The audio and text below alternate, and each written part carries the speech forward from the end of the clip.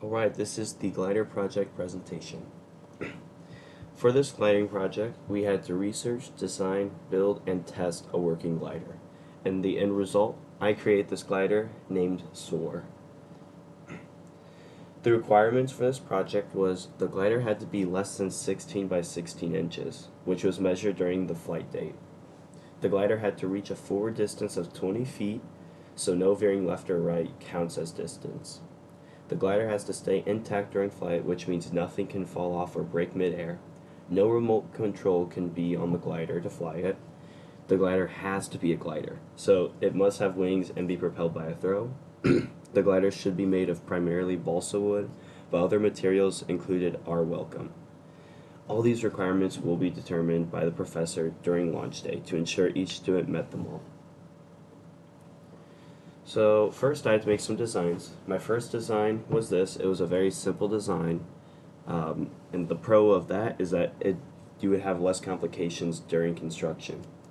Now the cons though is that there's a lot of drag from the wings and the horizontal stabilizers since they are placed on top of the fuselage, as you can see in the picture. And there's drag from the wings since it's a stabilizer.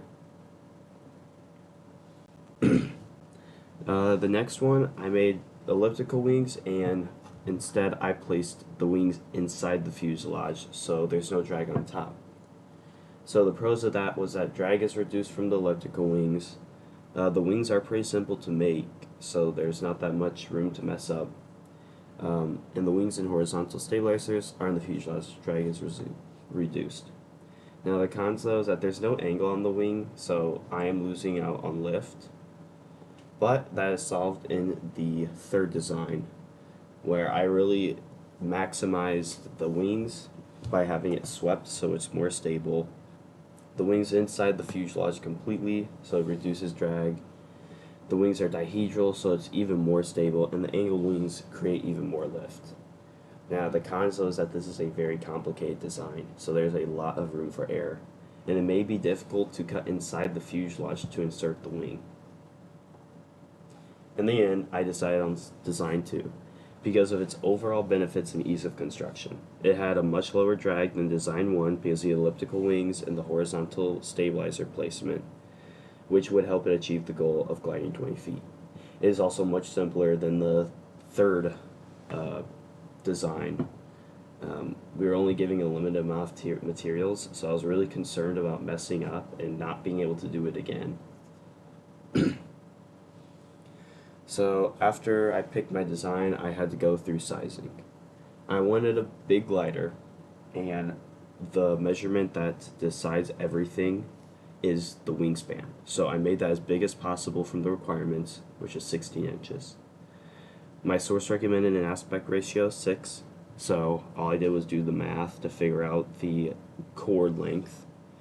And then I went through and did some more math for percentages of wing area, vertical stabilizer, and the length of the fuselage.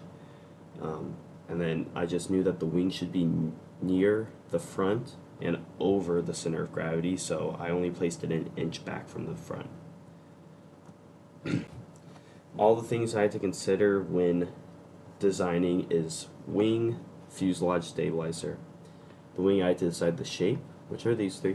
If I wanted any angle, and then where I actually want to place the wing. The fuselage was pretty simple, it was just the length. And then the stabilizers, I had to know like what area I wanted, the shape, rectangular or swept, and then the placement again, just like the wing. For testing, I went ahead and tested it, and it actually did really good on my first test. But since, as you can see in this picture, the wing is actually slanted because of the way I glued it onto the fuselage, so it actually veered to the left whenever I threw it. But the pitch stability was really good. It fit the size parameters, it flew at least 20 feet, it stayed intact during the flight, there was no remote control, and it fits the description of the glider and is made primarily of balsa wood. Improvements would be to make the wings more straight, that is all. I did it by cutting off the wing actually, and then re-gluing it again to be more straight. I used super glue. In the end, the wings was elliptical in the fuselage, no angle. The stabilizer was swept and in the fuselage as well, with the center of gravity actually being in front of the fourth chord, which gives it that pitch stability. My initial conditions were all of these. I made sure to put into SI units, and then I calculated the drag coefficient. Coefficient of lift was 1.204. Coefficient of drag was 0.171. Stability during my final test was really good. It didn't curve left or right. It didn't go up super high and then dip down. It was pretty straight. It was awesome.